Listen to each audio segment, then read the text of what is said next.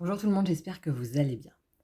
Aujourd'hui, j'aimerais revenir sur l'hypersensibilité qu'on peut rencontrer après une relation toxique avec un pervers narcissique, lorsqu'on a le moindre touche de gentillesse ou de douceur ou de bienveillance en face de nous. Et de faire attention pour réguler ça, en fait, justement. En fait, la relation toxique en elle-même, comme c'est de la violence psychologique, forcément, c'est en sortant de là, la victime se sent nulle, incapable, responsable de plein de choses, parce que c'est ce que le ou la PN lui a fait croire pendant des mois, voire des années. Et donc, elle est effectivement complètement démolie, et d'où l'intérêt de se faire accompagner pour se reconstruire. Mais dans la vie quotidienne, forcément, comme n'importe quelle personne, nous avons tous des qualités, des connaissances, des compétences, même si après une relation toxique, on l'a oublié et qu'on a l'impression d'être nul et de servir à rien, pour autant, c'est là. Donc, dans le quotidien, on peut se retrouver dans une situation où on va aider quelqu'un, renseigner quelqu'un, ou même nous retrouver face à quelqu'un qui nous fait un compliment, donc sur nous, sur nos capacités, ou tout simplement qui va accepter de passer du temps avec nous, de dire bah là on fait un jeu, bah tiens je fais équipe avec toi.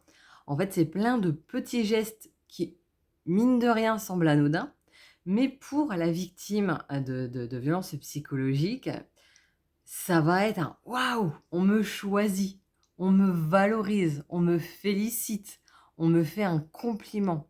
Ça va être un feu d'artifice de joie, de sensibilité, et ça peut être aussi en parallèle des difficultés à le croire quand justement l'estime est encore trop basse pour accepter ça et qu'on reste branché. Donc là, bah, déjà, rien que ce premier état, ça permet de faire un point sur son estime. Est-ce que je peux accueillir les compliments de l'autre, le fait que l'autre, choisisse et veuille passer du temps avec moi ou voit, des choses bonnes en moi? Ou est-ce que, bah, moi d'office, je vais dire: «Bah non, ça sert à rien» et cetera. Donc là, c'est le premier point qui permet de savoir où on en est, c'est déjà ça. Le deuxième, bah, c'est, tout simplement si on ressent de la joie, qu'on est touché de manière positive, c'est de le vivre pleinement ce moment, parce qu'on a le droit. Il y a pas de petite joie, il y a pas de choses anodines. En fait, là, c'est bien d'agir comme un enfant qui, au moindre petit truc, peut être émerveillé, et ben c'est exactement la même chose là. Bah, même si c'est quelque chose qui est anodin pour la plupart des personnes et que même en face de vous, on va pas comprendre que ça vous touche à ce point-là, mais en fait, vivez-le ce moment-là, vivez-le pleinement. Mais en même temps, mon petit bémol, c'est de faire attention à ce que ça ne crée pas de la dépendance affective envers justement ce genre de personnes. Quand tu es entouré de quelqu'un de sain, de bienveillant, qui va donc voir en toi tes capacités, ton meilleur et qui va l'exprimer, tu peux justement mettre tout ton pouvoir, toutes tes attentes envers cette personne pour qu'elle continue à te nourrir, à te faire du bien, à t'encourager, et là, tu vois, de nouveau, tu perds ton pouvoir de toi revenir à toi, de toi te voir autrement, de toi t'apporter ce que tu as besoin, et qu'en fait, l'autre te permette d'évoluer, te permette d'être la cerise sur le gâteau parce qu'effectivement, c'est nourrissant d'être avec l'autre, parce que, bah, voilà, tu peux vivre des choses autrement. Mais c'est important de ne pas immédiatement dire: «Ah bah, là, il y a une petite trace, de quelque chose qui me manque à tout prix, donc j'y vais, je saute dessus et je me précipite et je mets toutes mes attentes dedans».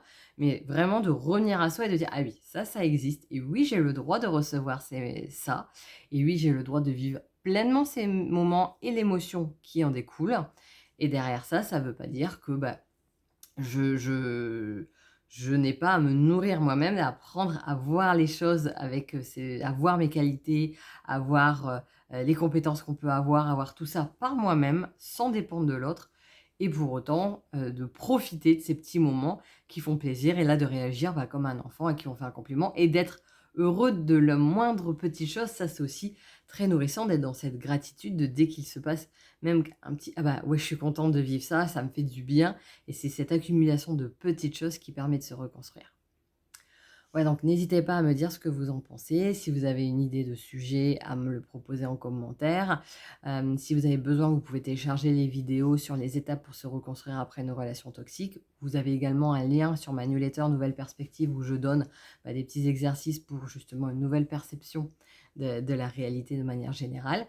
Et puis dans tous les cas, je vous souhaite de passer une excellente journée. Je vous dis à bientôt et prenez soin de vous.